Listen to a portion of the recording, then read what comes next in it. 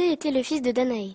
Cette dernière avait été enfermée dans un cachot par son père, Acrisios, le roi d'Argos, car il avait appris d'un oracle qu'il serait tué par son petit-fils. C'est alors que Danaé reçut dans sa prison la visite du dieu Zeus, qui se présenta à elle sous la forme d'une pluie d'or.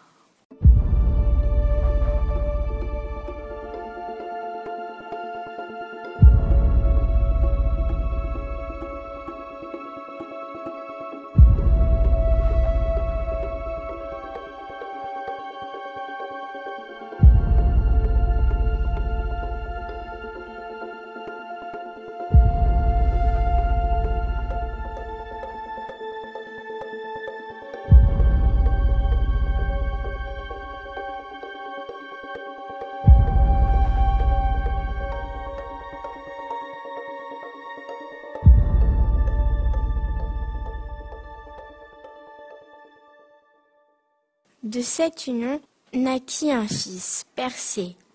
Le roi Acrisios, effrayé par la prédiction de l'oracle, renonça toutefois à les tuer, mais décida de les enfermer dans un coffre et de les jeter à la mer.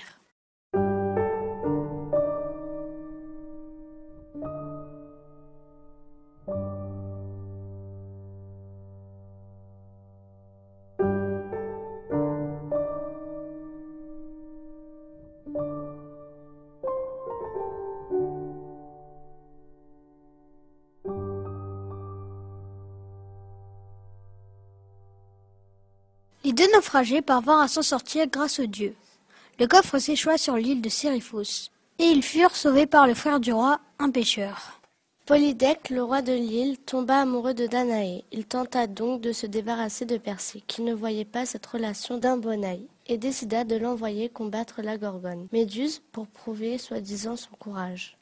Tout mortel qui croisait le regard de cette créature était changé en statue de pierre. Polydecte, en envoyant Persée accomplir cette quête, savait très bien que le jeune homme n'avait aucune chance de s'en sortir vivant. Mais les dieux décidèrent de ne pas abandonner Persée. En chemin, Persée reçut la visite de la déesse Athéna. Cette dernière lui offrit un bouclier dont l'intérieur était poli, comme un miroir. Ainsi, Persée n'aurait pas à croiser le regard de Méduse. Persée traversa alors l'océan par les airs grâce à des sandales ailées, et trouva finalement le lieu où se trouvaient les Gorgones endormies, et parmi elles, la terrible Méduse.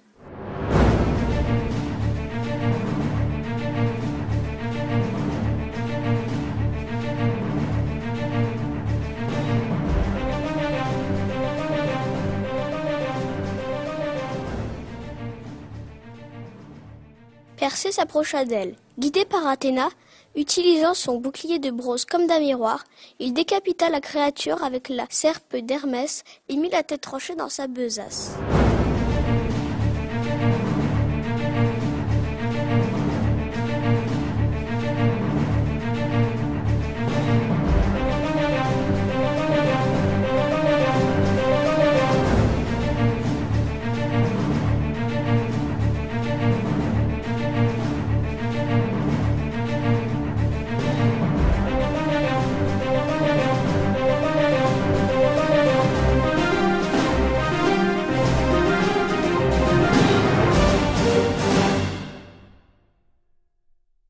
C'est alors que les sœurs de Méduse se réveillèrent.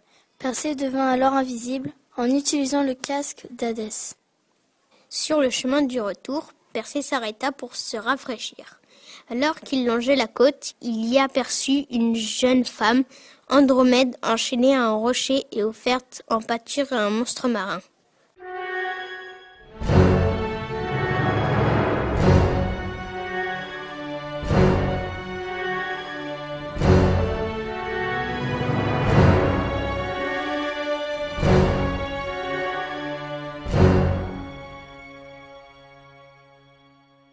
Pourquoi était-elle enchaînée ?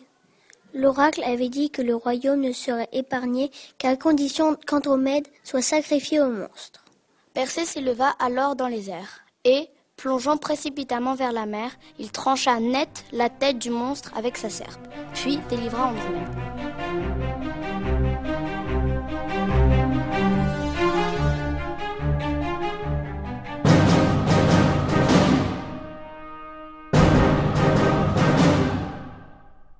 Persée revint vers les terres de son père adoptif pour lui ramener la tête de Méduse qu'il lui avait demandée. Persée lui dit « Comme tu me l'avais demandé, je t'ai ramené la tête de Méduse. » Il dit d'une voix ferme « Tiens !» Et il lui mit devant les yeux la tête effroyable aux cheveux comme des serpents. Soudain, il se transforma en pierre.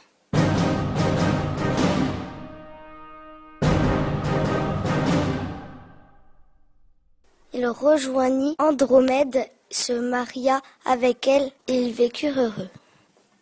À la fin de leur vie, les dieux les envoyèrent dans le ciel et les transformèrent en constellations que l'on peut encore voir aujourd'hui, du nom de Persée et Andromède.